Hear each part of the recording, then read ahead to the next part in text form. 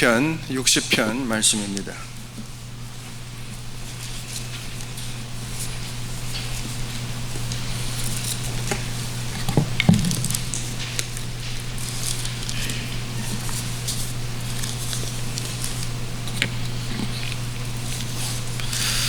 시편 60편 1절부터 12절까지 저와 여러분들이 한 절씩 교독하시고 마지막 12절 같이 보시겠습니다. 구약성경 845면에 있습니다. 시편 60편 1절부터 12절 한 절씩 교독하시겠습니다. 하나님이여, 주께서 우리를 버려 흩으셨고 분노하셨사오나 지금은 우리를 회복시키소서.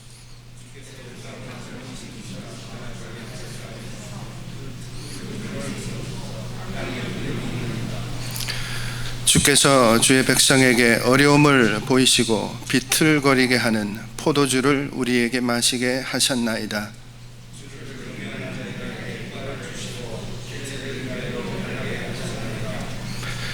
주께서 사랑하시는 자를 건지시기 위하여 주의 오른손으로 구원하시고 응답하소서.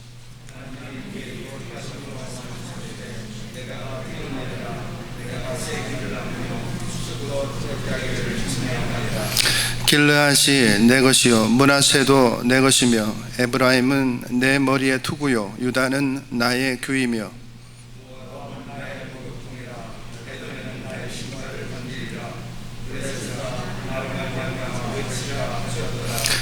누가 나를 이끌어 견고한 성에 들이며 누가 나를 에돔에 인도할까?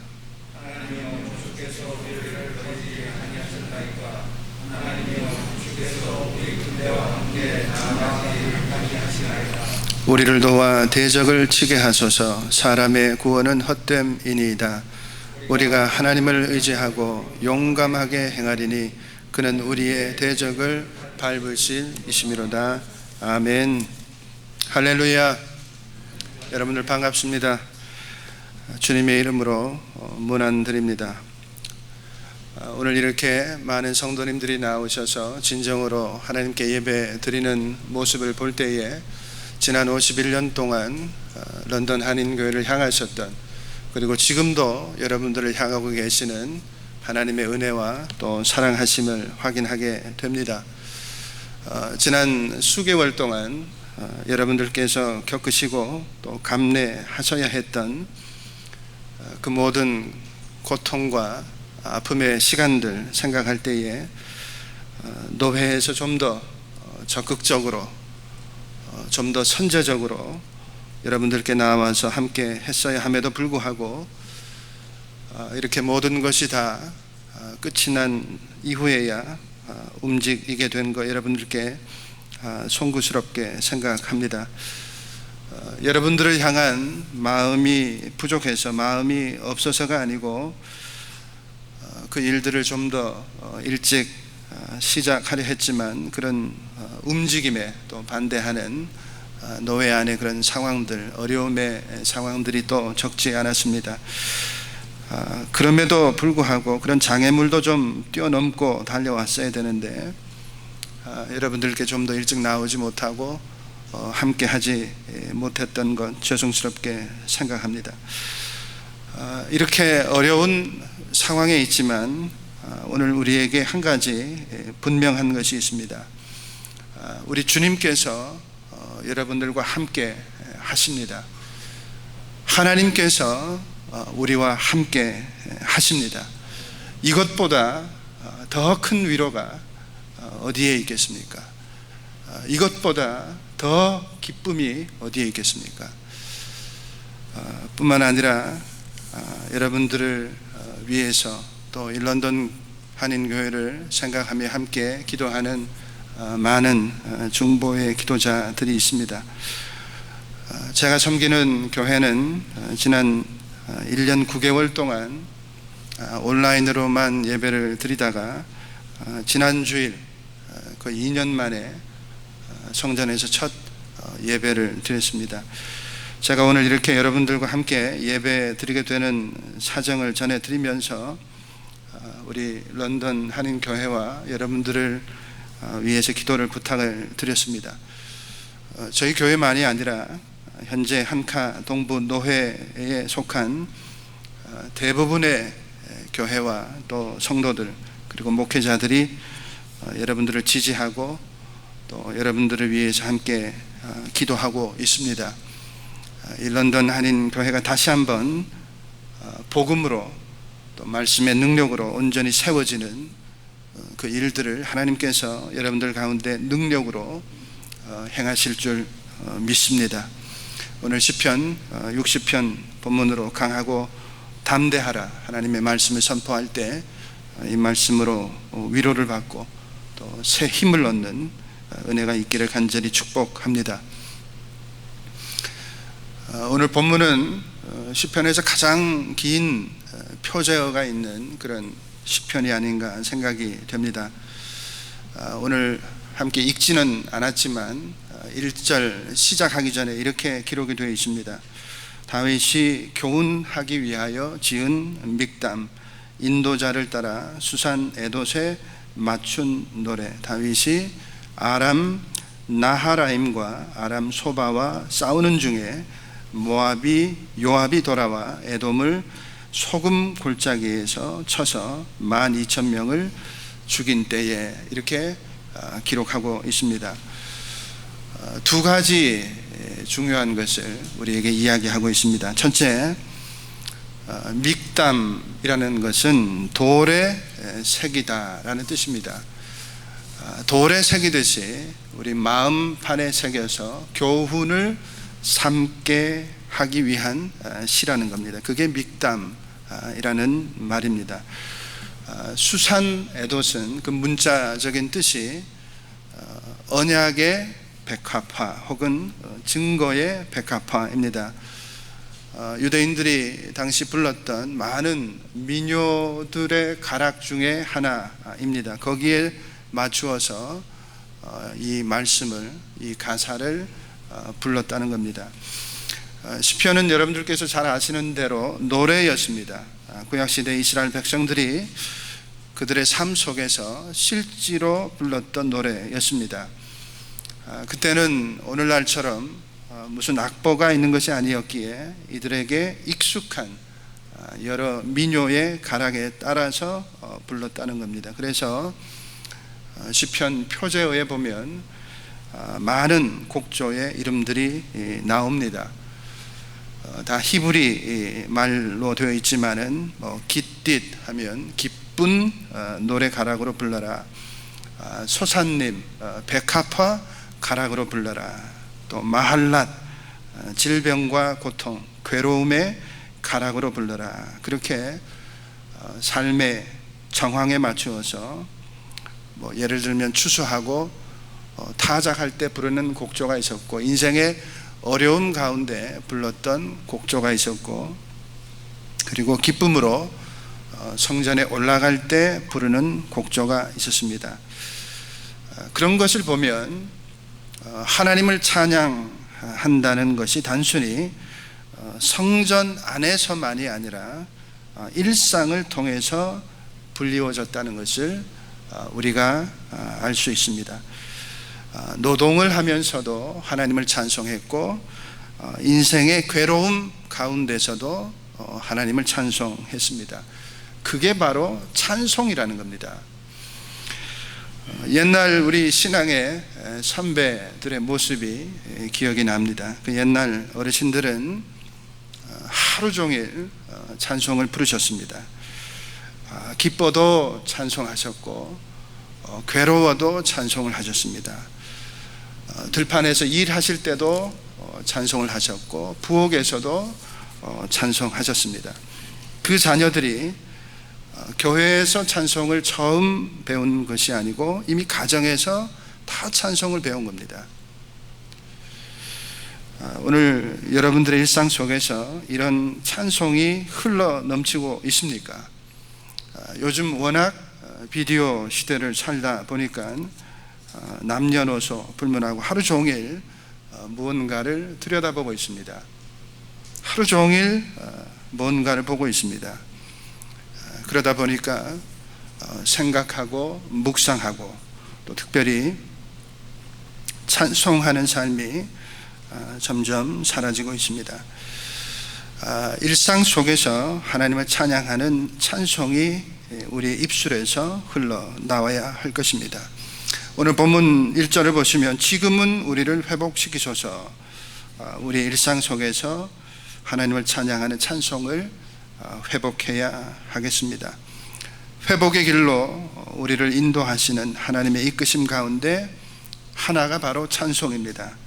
우리 삶 속에서 이 찬송을 회복하는 것입니다. 그러면 깨어지고 찢겨진 우리의 심령이 회복될 것입니다.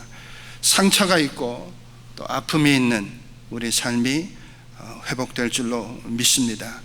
성전에서만이 아니라 일상에서 부르는 찬송, 그것이 찬송의 본질이라는 것을 오늘 시편의 표제어가 우리에게 전하고 있습니다. 둘째는 오늘 본문과 연관이 되는데, 오늘 시편 말씀이 어떤 배경에서 또 어떤 상황에서 불리어진 것인가 우리에게 소개하고 있습니다. 다윗이 아람 나하라임과 아람 소바와 싸우는 중에 요압이 돌아와 에돔을 소금 골짜기에서 쳐서 12,000명을 죽인 때에 했습니다. 사무엘하 8장에 이 사건이 기록이 되어 있는데, 다윗이 북쪽 아람 수리아와 전쟁하고 있을 때 남쪽에 에돔이 쳐들어와서 요압이 내려가서 그들과 맞서 싸워 이겼다 하는 그런 내용이라는 것입니다. 사무엘하 8장에 보면 18,000명을 죽였다 그렇게 나오는데, 여하튼 승리한 후에 불렀던 승전가이라는 겁니다. 그런데 오늘 본문을 보면 과연 이것이 승전가인가 하는 의문이 듭니다. 1절을 한번 보십시오. 하나님이여 주께서 우리를 버려 흩으셨고 분노하셨사오나, 하나님이 우리를 버리셨다는 겁니다. 하나님이 우리를 흩어서 전쟁에서 졌다는 겁니다.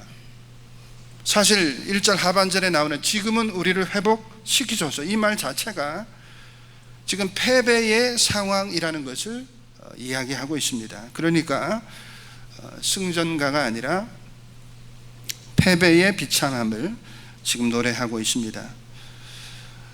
2절 또 3절을 보시면 이것이 더 분명해집니다. 주께서 땅을 진동시키사 갈라지게 하셨사오니 그 틈을 기우셔서 땅이 흔들림이니이다.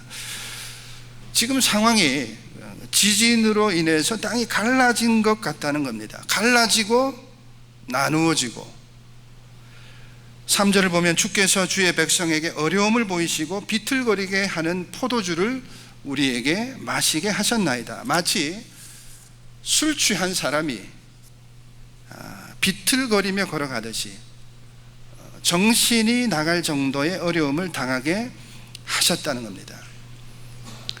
현실은 이토록 암울한데 어째서 표제어는 마치 승전가를 부르고 있는 것처럼 기록하고 있을까? 바로 여기에 오늘 저와 여러분들에게 주시는 하나님의 메시지가 있습니다. 다윗도 요압을 통해서 에돔을 이기기 전에 패배했었습니다. 그것도 큰 패배였습니다. 온 땅이 흔들려 갈라지는 듯한, 정신을 잃을 정도의 패배였습니다. 그런데 그 패배를 딛고 어떻게 했다는 겁니까? 에돔을 이기게 되었다는 겁니다. 무엇을 말씀하고 있습니까? 이것이 바로 성도의 삶이라는 겁니다. 패배에서 승리로, 상처에서 치유함으로, 아픔에서 회복으로, 이것이 하나님을 믿는 성도의 살아가는 모습이라는 겁니다. 오늘 본문 1절, 2절, 3절에서 다윗이 탄식하듯이 내뱉는 이 고백은 어쩌면 오늘 여러분들이 느끼시는 현실이고 상황일 수가 있습니다. 일생 동안 하나님을 사랑하고 교회를 사랑하고 말씀을 사랑하고 몸된 교회를 위해서 헌신하고 충성했는데 오늘 내가 맞닥뜨린 이 현실은 도대체 무엇인가? 그런 질문이, 그런 탄식함이 우리에게 있습니다. 소수라는 이유로 무시당하고 큰 물줄기 따라가지 않는다고 따돌림을 당하고 길이요 진리요 생명이신 예수 그리스도를 따르지 않는 인생인 것처럼 진리를 거부하고 세상과 타협하는 신앙인 것처럼 내몰리고, 사람이 살아가면서 이런 경험을 하게 되면 마음속에 자기도 모르게 찾아오는 것이 있습니다. 두려움이 찾아옵니다. 패배의식이 밀려옵니다. 뭔지 모르지만 누구에게 한 방 맞고 진 것 같아요. 모든 힘이 빠져버립니다. 그래서 염려가 또 밀려옵니다. 어떻게 될까? 잘할 수 있을까? 그런데 성도의 삶은 무엇이라는 겁니까? 그런 두려움과 패배의식과 염려로 무너지고 소멸되는 인생이 아니고 그것을 딛고 승리의 자리로 나아가는 삶이라는 겁니다. 오늘 시편 본문의 말씀은 바로 이 진리를 저와 여러분들에게 리마인드 해주고 있습니다. 넘어졌지만, 쓰러졌지만, 코너로 밀렸지만, 몰렸지만, 그러나 성도는 다시 일어나는 사람들이라는 겁니다. 믿습니까? 어떻게 하면 인생의 여정 가운데 경험하는 이런 아픔과 두려움을 딛고 다시 일어설 수 있을까? 다윗이 왜 패배했었는가? 그 이유를 들여다보면 우리는 답을 찾을 수가 있습니다. 사실 다윗이 군사가 부족해서 진 것이 아니었습니다. 칼과 창이 부족해서 진 것이 아니었습니다. 1절을 다시 보십시오. 하나님이여 주께서 우리를 버려 했습니다. 패배의 이유가 무엇이라는 겁니까? 하나님이 자기 일을 버리셨다는 겁니다. 하나님께서 이스라엘 백성들을 버려 흩으셨다는 겁니다. 다시 말하면 하나님께서 함께하지 않으셨기 때문에 전쟁에서 지게 되었다는 겁니다. 결국에 이게 무슨 말입니까? 이기고 지는 것이 누구에게 달렸다는 겁니까? 하나님께 달려 있다는 거예요. 전쟁은 내게 속했다 하시는 성경의 말씀이 바로 그 뜻입니다. 이기고 지는 것이 여호와 하나님께 달려 있다는 거예요. 다윗이 이것을 몰랐을까요? 알았습니다. 사무엘상 17장에 보면 그가 골리앗 앞에서 이렇게 크게 외치지 않습니까? 여호와의 구원하심이 칼과 창에 있지 아니함을 이 무리에게 알게 하리라. 전쟁은 여호와께 속한 것인즉 다윗은 알고 있었습니다. 그런데 왜 실패한 겁니까? 왜 무너진 겁니까? 다윗이 이스라엘의 왕이 된 후에 주변의 나라와 민족들을 하나둘씩 정복해 가는 과정 속에서 하나님의 함께 하심으로 그는 가는 곳마다 승리했습니다. 하나님의 도우심으로 승승장구했습니다. 그런데 그가 그만 마음을 놓아버린 겁니다. 하나님을 의지하는 대신 자신의 힘을 믿었고 하나님을 바라보는 대신 군사의 수를 의지하고 나아갔던 겁니다. 그때 하나님이 함께하지 않으셨던 거예요. 하나님이 함께하지 않으시는 전쟁은 그 결과가 어떠하겠습니까? 패배할 수밖에 없는 거예요. 세속의 역사를 통해서도 우리가 확인하지 않습니까? 20년 동안 치러진 그 월남전을 한번 생각해 보십시오. 무기와 병력은 비교가 되지 않습니다. 그런데 결국 누가 이겼습니까? 미국이 아프가니스탄에 들어가서 10년 동안 전쟁을 하죠. 상대가 되지 않는 전쟁이었습니다. 그런데 결국 누가 이깁니까? 영적인 전쟁은 말할 것도 없습니다. 수가 많다고 이기는 것이 아니고 목소리 크다고 그게 진리가 아닙니다. 하나님이 진리이세요. 하나님의 말씀이 진리입니다. 그리고 그 말씀이 주시는 약속, 어떤 상황 속에서도 하나님이 나와 함께 하신다는 그 약속을 붙들고 나아가는 자가 승리의 삶을 살게 되는 거예요. 아무리 많은 군대를 가지고 있다 해도 하나님이 함께 하지 아니하시면 반드시 패배합니다.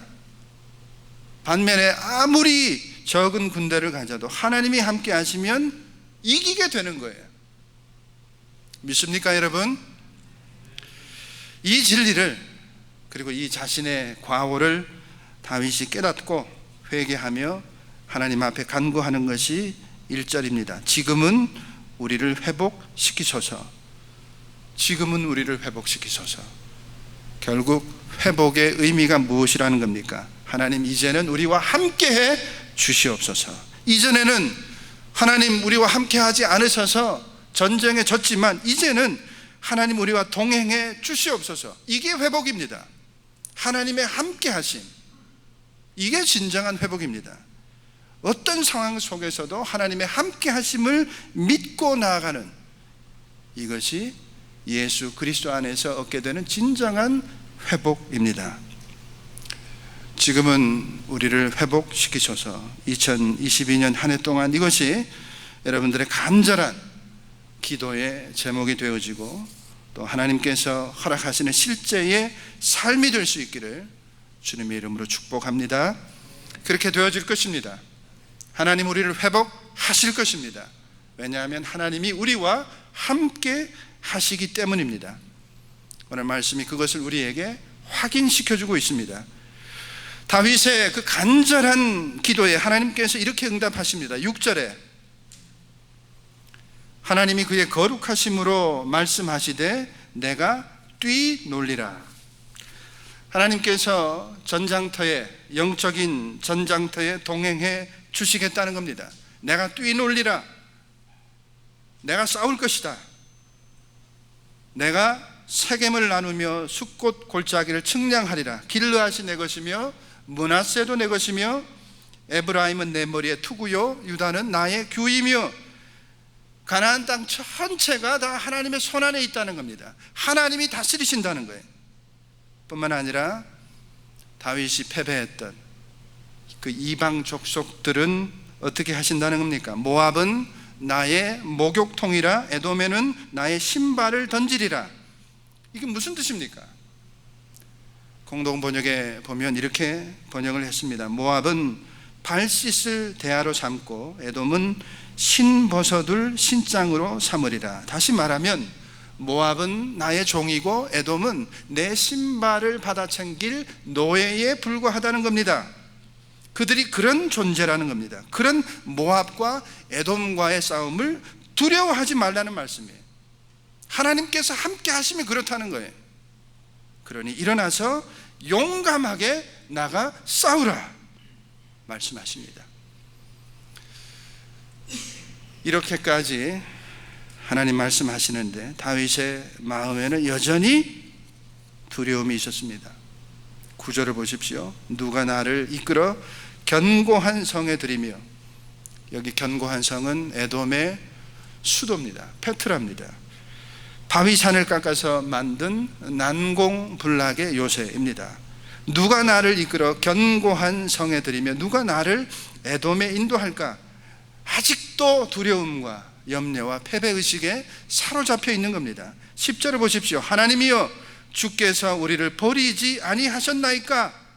하나님이여 주께서 우리 군대와 함께 나아가지 아니하시나이다. 하나님 지난번 우리와 함께 하지 않으셔서 저희들이 지지 않았습니까? 여전히 머뭇거리고 있는 거예요. 어쩌면 이것이 우리의 모습인지도 모르겠습니다. 그렇게 하나님은 말씀으로 우리와 함께 하여 주시겠다 약속하시고, 전쟁은 나에게 속했다, 이기고 지는 것은 나에게 달려있다 끊임없이 말씀하시는데도 우리는 여전히 누가 나를 이끌어 견고한 성에 들이며 누가 나를 에돔으로 인도할까? 어떻게 하면 이 두려움과 염려와 패배의식에서 벗어날 수 있는가? 11절 말씀입니다. 우리를 도와 대적을 치게 하소서. 사람의 구원은 헛됨이니이다. 저와 여러분들이 이것을 분명히 하는 겁니다. 사람의 구원은 헛되다는 거예요. 사람의 도움이 대단한 것 같지만은, 사람이 많이 모여 있으면 대단한 것 같지만은 아무것도 아닙니다. 하나님이 도와주셔야 돼요. 하나님이 함께 하셔야 됩니다. 사람의 도움이 왜 헛될까요? 시편 146편에 귀인들을 의지하지 말며 도울 힘이 없는 인생도 의지하지 말지니, 왜 힘이 없다 성경은 말씀하고 있습니까? 유한한 존재예요. 그의 호흡이 끊어지며 흙으로 돌아가서 그날에 그의 생각이 소멸하리로다. 유한하기 때문에 항상 변하는 것이 사람이라는 거예요. 마음도 변하고 결심도 변하고, 변하지 않는 것을 붙잡아야죠. 변하지 않는 것은 우리 하나님 한 분뿐이십니다. 그분의 말씀과 약속만이 영원합니다. 이것을 붙잡는 거예요. 그런 사람이 오늘 보면 12절의 모습으로 세상을 향해서 나아가는 겁니다. 우리가 하나님을 의지하고 용감하게 행하리니 그는 우리의 대적을 밟으실 이심이로다. 할렐루야. 우리의 인생은 영적인 전장터입니다. 아픔이 없는 곳이 없습니다. 문제가 없는 곳이 없습니다. 끊임없이 우리는 그런 상황 앞에 서게 됩니다. 그 속에서 때로 넘어지기도 하고 실패하기도 하고 내몰리기도 하고 상처도 받고, 그러다가 만사가 두려워지는 거예요. 그게 인간입니다. 부정할 수 없습니다. 하나님을 믿는 우리도 마찬가지. 그래서 하나님은 하나님의 백성들에게 끊임없이 말씀하세요. 강하고 담대하라. 놀라지 말고 두려워하지 말라. 가나안 입성을 앞둔 여호수아에게 말씀하셨어요. 그 말씀으로 힘을 얻은 여호수아는 전쟁 때마다 백성들에게 선포합니다. 두려워하지 말고 놀라지 말라. 강하고 담대하라. 우리 주님께서도 친히 말씀하셨습니다. 세상에서는 네가 환난을 당하나 담대하라. 내가 세상을 이기었노라. 우리가 하나님을 의지하고 용감하게 행하리니, 이 용감히 행한다는 게 무슨 뜻입니까? 담대함입니다. 용기를 가지고 나아가는 거예요. 지금은 우리를 회복시키소서. 여러분, 이것이 단순한 희망이 아닙니다. 그저 우리의 바램이 아닙니다. 이 약속이 이미 우리의 삶 속에 이루어졌음을 믿고 나아가는 것, 그게 용기입니다. 그게 담대함이에요. 강하고 담대하라. 군인들에게 가장 중요한 것이 무엇이겠습니까? 무기가 아닙니다. 사기입니다. 사기. 어떤 대적을 만나도 내가 이길 수 있다. 이 사기가 떨어지면 아무리 병사가 많고 훈련이 잘 돼 있어도, 아무리 무기가 강해도 소용이 없습니다. 있으나 마나한 군대가 되는 거예요. 제가 공수병으로 전역을 했습니다. 제가 복무할 때는 특전사령부 아래에 13579 1113 7개 여단이 있었습니다. 그런데 지금은 사라진 부대가 있습니다. 한 20년 지난 이야기인데, 천리 행군을 하는데 400km 산악으로 행군을 합니다. 한 일주일 정도 걸리는데, 충청남도 칠갑산에서 속리산 넘어서 월악산 이렇게 올라오는 일정인데 사고가 난 겁니다. 그때가 3월 말이었는데 갑자기 기온이 떨어지면서 눈보라가 몰아치고, 훈련 중에 있을 수 있는 상황이죠. 그런데 군인들이 죽었습니다. 6명이나 죽었습니다. 그것도 얼어서 죽은 거예요. 이 공수부대원들이 상에서 추위로 죽었다. 상상할 수가 없는 거죠. 부대가 해체가 됐습니다. 사기가 그만큼 중요한 거예요. 성도들에게는 용기만큼 중요한 것이 없습니다. 담대함이 있어야 돼요. 하나님께서 싸우시는 전쟁 반드시 이깁니다. 하나님 함께 하심으로 반드시 이깁니다. 이게 없으면, 이 용기가 없으면 아무리 환경이 좋아도, 아무리 좋은 조건에서 살아가도 그 인생은 이길 수가 없는 거예요. 그러나 힘들고 어려워도 용기가 있고 담대함이 있으면 무엇이든지 할 수 있습니다.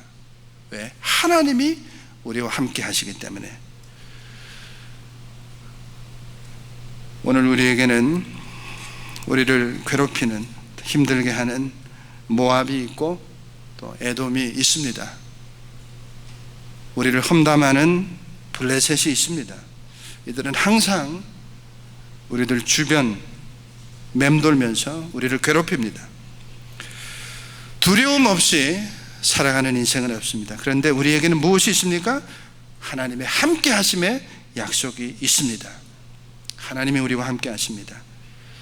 우리가 맞서 싸우는 대적은 누굽니까?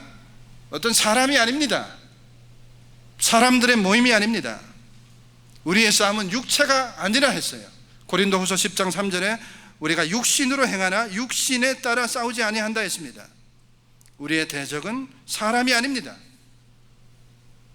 우리를 두려움에 떨게 하고 패배의식으로 살아가게 하고 염려와 근심으로 주눅들게 하는 거예요. 그거 다 누가 하는 겁니까? 우리를 하나님의 사랑으로부터 떼어놓으려고 하는 악한 영들에 맞서 우리가 싸우는 거예요. 강하고 담대하라. 전쟁 같은 이 삶의 현장에서 나 여호와를 의지하고 용감하게 싸워라. 용감하게 살아가라. 이것이 오늘 저와 여러분들에게 주시는 하나님의 메시지입니다. 아직도 코로나는 물러가지 않고 우리의 삶을 위협하고 있습니다. 그로 인해서 생계에 어려움을 당하시는 분들이 계십니다. 또 일자리를 구하지 못하는 자녀들이 있습니다. 교회적인 상황도 그렇고 우리의 육신은 여전히 연약하고 병들어서 신음하고 있습니다. 그러나 어떻게 하라는 거예요? 강하고 담대하라. 용감하게 살아가라. 내가 너와 함께한다.